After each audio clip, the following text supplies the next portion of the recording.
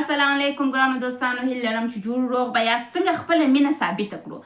موږ دا نوی نسل نوې دنیا کې یو غټ مشکل چې لرو، نسو کولی خپله مینه یو چاته ثابته کړو. زه ستا سره څومره مینه لرم، څومره توجه درته لرم، څنګه یو احساس درته لرم، دغه نسو ثابته کولی. اکثره وخت موږ د هغه چا سره چې مینه لرو ډېر راته ګران یې هغه د لاسه ورکوو او هغه زموږ د ژوند څخه ځي، او یعنې زموږ مینه مقابل انسان نه درکوي چې څومره راته مهم دی دا کس او څومره راته ګران دی. مخکې له دې چې پر دا موضوع بحث وکړو، یو مهمه خبره چې تاسو ته زه کومه، بعضې انسانان په دې باور دي وایي دا پلانکی نفر چې زما سره مینه کوي دا یو ژر تلونکی مینه ده، یو هوس دی، یا مثلا دا مینه نه ده، زه شعور ته یسم، اصلا دا یو احساس نه دی. موږ نسو کولی خپل حقیقي مینه په صحیح توګه تر مقابل کسه پورې ورسوو چې ته زما د ژوند مهمترین کس یې. راځو وایي دا دنیا اوس بې باوره سوې ده، په دنیا کې درواغ ډېر سوي دي، چل فریب د تکنالوژي اثر دی، حتی بعضې وخت کیدای سي یعنې روباټونه جوړ سوي دي د انسانانو په رقم الکترونیکي شیان چې زموږ کارونه اجرا کوي. په دا رقم یو نړۍ کې خپله حقیقي او اخلاصمند مینه یو چاته ثابت کول سخت کار دی. موږ د دې لپاره چې ژوندي پاته سو ښه روابطو ته ضرورت لرو، ناس ته ضرورت لرو، مینې ته ضرورت لرو.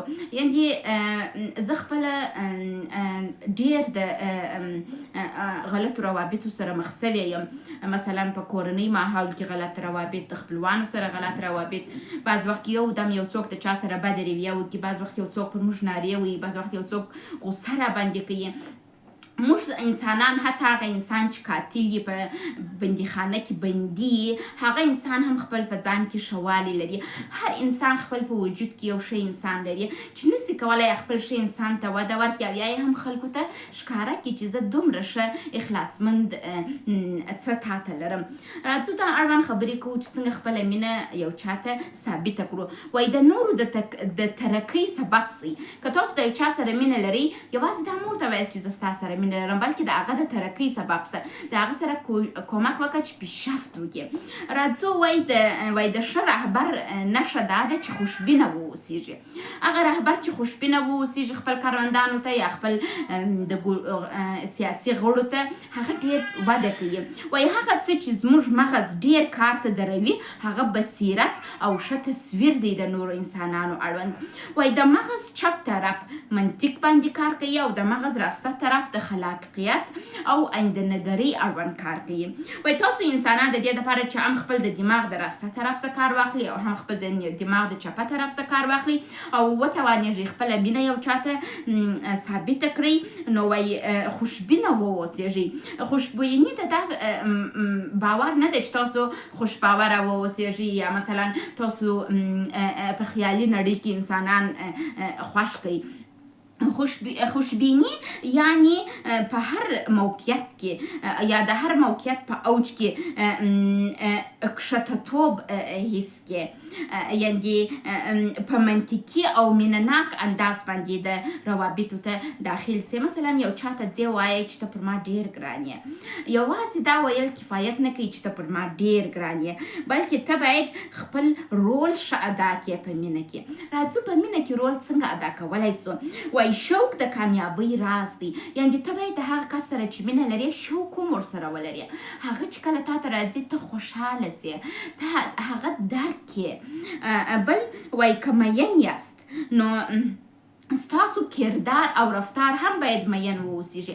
هغه انسان سره چې ته مینه لري هغه پر تا ډېر ګران دی، ستا کردار او رفتار هم باید هغه ګران کړي. داسې نه چې کردار دی یو رقم وي، رفتار دی بل رقم وي، گفتار دی بل رقم وي، ټوله شیان دی باید یو رقم وي. د هر نګاه سره باید هغه سره مینه ولري.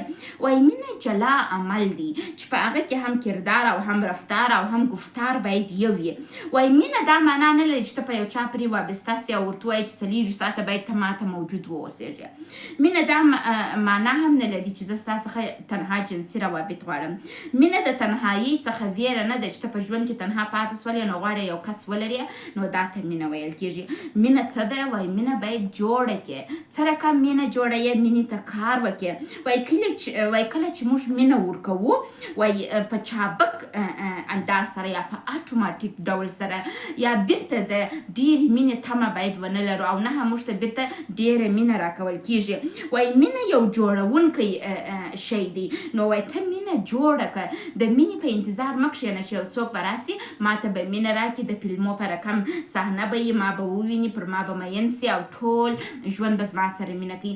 مینه جوړیږي. مینې ته کار غواړي. وایي مینه په اسانۍ زموږ ژوند ته نه راځي.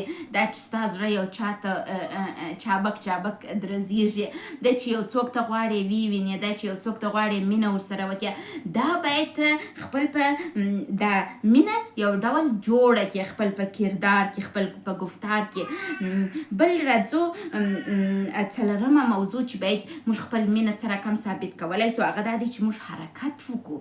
حرکت څنګه کوو؟ وایي د هر کار شروع چې ده شجاعت او په پخوا زمانه کې به وایي خلکو ویله چې کله چې یو کار کوئ باید تاسو شجاعت او جرأت ولري.